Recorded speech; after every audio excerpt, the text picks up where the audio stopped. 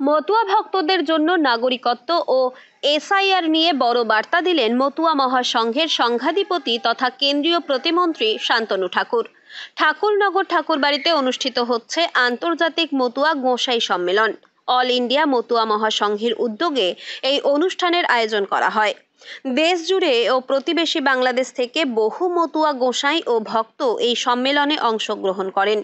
সম্মেলনের মঞ্চ থেকে শান্তনু ঠাকুর জানান, মতুয়া সমাজের মধ্যে বিবাহ সহ বিভিন্ন সামাজিক অনুষ্ঠান কিভাবে পরিচালিত হবে সেই বিষয়ে গোঁসাইদের নির্দেশিকা দেওয়াই সম্মেলনের মূল উদ্দেশ্য।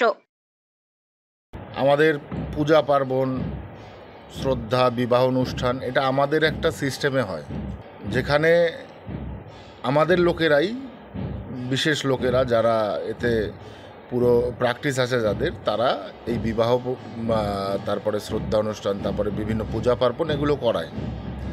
তো যেটা কিনা আমাদের গোসাইদের মধ্যে একটা মানে দ্বিধা ছিল বা একটা কনফিউশন ছিল, যেটা হচ্ছে কোনভাবে করলে হয়। তো সেইটা নিয়েই আজকে পর্যালোচনা এখানে হবে।